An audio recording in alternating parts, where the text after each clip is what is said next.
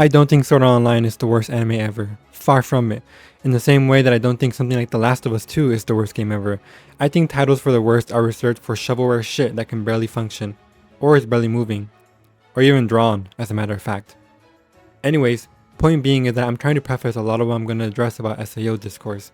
No, I don't think the first core is actually decent and the rest is bad. I don't think the first episode is actually really good. I don't think it's secretly amazing or again, the worst pile of doo-doo ever made. I don't think a lot of what other people think because why would I? I'm different. Sword Art Online has some good qualities, consistent in most of season 1 and 2 at least. It's still rather mediocre, but one fateful day I had the urge to rewatch SAO, and I can't say it was because nostalgia. Why was I drawn back to this anime? Because I like fairness. I want to fairly appraise SAO. After so much propaganda, it's funny to look back at SAO and see actually somewhat interesting storytelling. Maybe that's just how low my standards are, but seeing something simple like the real world of Tokyo being this cloudy, grey, drab place only to be contrasted by the color and beauty of Aincrad is cute to me. Something that has fallen short in most isekais is that the point of it wasn't supposed to be that you want to be the main character, although that was definitely a part of it, but rather that you wanted to be in this world. Already, there is some thoughtful directing to be found here. The show starts off with this montage of news coverage over the excitement of the release of Sword Art Online, the first virtual MMO with full virtual reality stuff like feeling the game and controlling your avatar like you would control yourself. The big draw to games, and especially VR, as you can see in VR chat, is that people don't want to be themselves. If you pay close attention, you will notice that IRL Kirito doesn't exactly look like the Chad avatar he appears as. This is not a throwaway detail. This is where one of the big criticisms of SAO was made a little moot to me. There is some characterization for Kirito here, which isn't just generic nice guy protagonist stuff. It's a little messy, yes, but Kirito is 1. A little antisocial, 2. Very escapist, someone that wants to run away from his problems, and 3. Very capable into the technology of nerve gear, especially basically a tech nerd for the most part. Oh, and 4. A lonely person, which is different from antisocial, yes. He does push away people and likes being alone, but at the same time craves human interaction. I'm literally the same, so it's not a crazy contradiction. The setup here is simple. This is a story that revolves around escapism and having to find yourself and live outside of those dreams. How well does SAO do that? It's hopeful at first. The shot of Kirito running past the lifeless NPCs is interesting. It juxtaposes the escapism because you're in a fake world. Kirito's like a kid having a blast, just running around and fighting in this world. He even manages to make a sort of friend. He's not himself, yet fast forward to when shit goes down, he starts to pull away and show that under stress or when he loses his chat persona, he'll default to being by himself back to his IRL persona. This is his core flaw, although he doesn't like Klein.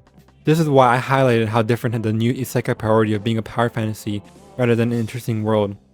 As a matter of fact, most isekai these days have the most bland, cookie cutter JRPG copy and paste worlds possible. Not that Aincrad is super cool, but it definitely had more effort into it, even just having interesting things happen, as well as looking pretty cool from afar, all things considered.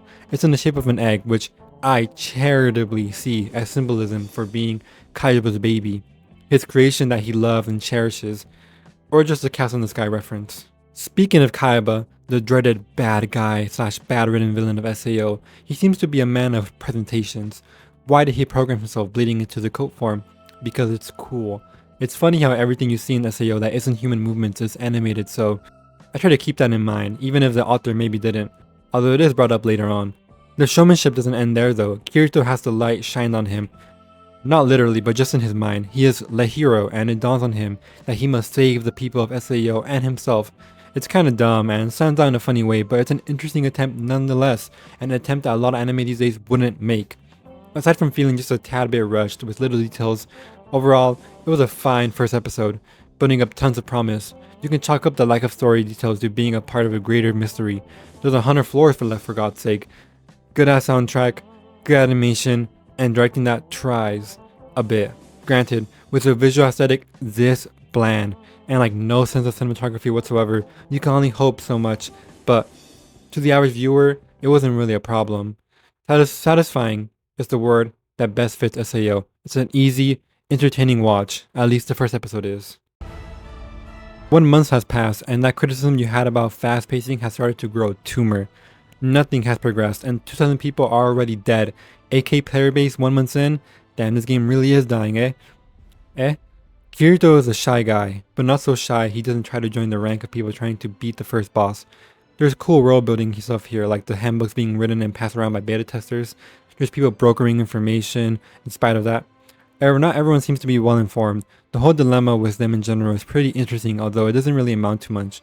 We find out how food works, and we see that people still have some spirit left in them, despite everything.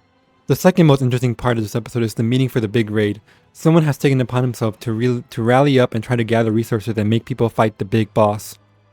And it comes off as very earnest and heroic. A funny scene here is that when they're tasked to group up and Kirito immediately panics. Soy relatable. He tries to join up with the other loner because that's what we do. And we get this cartoon scooting up scene that is actually the best thing in the whole show. Him and Asuna tuck and bond in a very cool way. Unlike other shows, it's not immediate tropes and romance and hijinks. I'm especially fond of the little strategizing Kirito and Asuna do before the fight. It's stuff like this that is what put degrees of separation between SAO and fucking I don't even know, man. I don't watch anime. Reki Kawahara and A1 were trying to make something here. Something they thought would be good. Did they have great taste? No. Did they even have good taste? Debatable. But again, and I cannot stress this enough, SAO tried. It tried to be special and grand and of quality, and it tries to do interesting things, and that all culminates in the best scene in the show, the boss fight versus Ilfang the Kobold. This is probably the most well animated scene in the whole season, even better than the Starburst stream fight, yes. Everybody goes into their raid positions into this almost eerily bright room, where a gaggle of humans must fight for their lives to save the player base. The best track in the OST plays with these high-pitched synth patches and thumping bass that match the vibe of the room. The boss summons his little minions, and it combines the gamey feeling of MMOs and co-op games with the anime's more fluid action direction. Unfortunately, Diabol is like the worst part. The commands are kinda dumb, but I can forgive it for being more like real life and telling people exactly what they need to do, and taking advantage of comms is like the thing to do, you know? But then the part where he rejects the potion for no real reason, and also the apparent fear of the Nodachi instead of a tower isn't explained. There's a generous interpretations. I like he wanted Kirito to have the resources, and the Nodachi is maybe the better weapon, or as the abridged said, has longer range, therefore harder to play around. Still though, it's executed pretty badly, not well shown enough that either of these could even be real problems. The real draw of this scene is that Diablo represents what Kirito actually wants to be. Not just a strong, cool guy, but also one that is charismatic, social, and can rally people, not one who runs away from people. The callback to the clan rejection scene is also important, as Kirito clearly regrets not owning up to his flaws. It's actually cool character writing, even if somewhat muddled by the shoddy character drama. Kirito and Asuna put up a great duo fight, actually working together in a way you don't see too often in these shows. They're not relegated to one of them being support and the other one being the flashy one, or one doing one specific thing while the other one is flashy. I guess there's the fact that Kirito is the main guy deflecting, but hey, either way, it's cool cooperation. Only bolstered by the fact that the rest of the team joins in after recovering from Diabel's death. It does a lot for me that Asuna is the powerful woman, especially in reference to later seasons. It's novel for 2010's action vaguely shonen show. The cut of Kirito ripping through Ilfang is iconic, some real anime shit. They even managed to make his A1 picture eyes not look ugly.